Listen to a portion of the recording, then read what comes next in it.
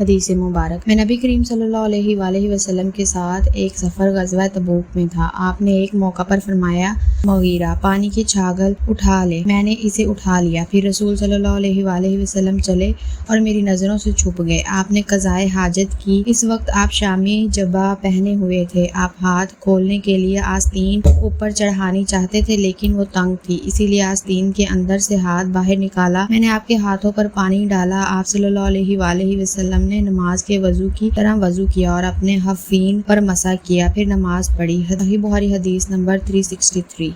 رسول صلی اللہ علیہ وآلہ وسلم نبوت سے پہلے کعبہ کے لیے قریش کے ساتھ پتھر ڈھو رہے تھے۔ اس وقت آپ تہبند باندھے ہوئے تھے۔ آپ صلی اللہ علیہ وآلہ وسلم کے چچا عباس نے کہا کہ بھتیجے کیوں نہیں تم تہبند کھول لیتے اور اسے پتھر کے نیچے اپنے کاندھے پر رکھ لیتے تاکہ تم پر آسانی ہو جائے۔ حضرت جابر نے کہا کہ آپ صلی اللہ علیہ وآلہ وسلم نے تہبند کھول لیا اور کاندھے پر رکھ لیا، اسی وقت غشی کھا کر گر پڑے۔ اس کے بعد آپ کبھی ننگے نہیں دیکھے گئے صلی اللہ علیہ وآلہ وسلم۔ 364 صحیح بخاری حدیث۔ ایک شخص نبی صلی اللہ علیہ وآلہ وسلم کے سامنے کھڑا ہوا اور اس نے صرف ایک کپڑا پہن کر نماز پڑھنے کے بارے میں سوال کیا۔ آپ صلی اللہ علیہ وآلہ وسلم نے فرمایا کہ کیا تم سبھی لوگوں کے پاس دو کپڑے ہو سکتے ہیں؟ پھر یہی مسئلہ حضرت عمر رضی اللہ تعالیٰ عنہ سے ایک شخص نے پوچھا تو انہوں نے کہا، جب اللہ تعالیٰ نے تمہیں فراغت دی ہے تو تم بھی فراغت کے ساتھ رہو۔ آدمی کو چاہیے کہ نماز میں اپنے کپڑے اکٹھا کر لے۔ کوئی آدمی تہبند اور چادر میں نماز پڑھے، کوئی تہبند اور قمیض، کوئی تہبند اور قبا میں، کوئی پاجامہ اور چادر میں، کوئی پاجامہ اور قمیض میں، کوئی پاجامہ اور قبا میں، کوئی جانگیا اور قبا میں، کوئی جانگیا اور قمیض میں نماز پڑھے۔ ابو ہریرہ رضی اللہ تعالیٰ عنہ نے کہا، مجھے یاد آتا ہے کہ آپ نے یہ بھی کہا کہ کوئی جانگیا اور چادر میں نماز پڑھے۔ صحیح بخاری حدیث 365۔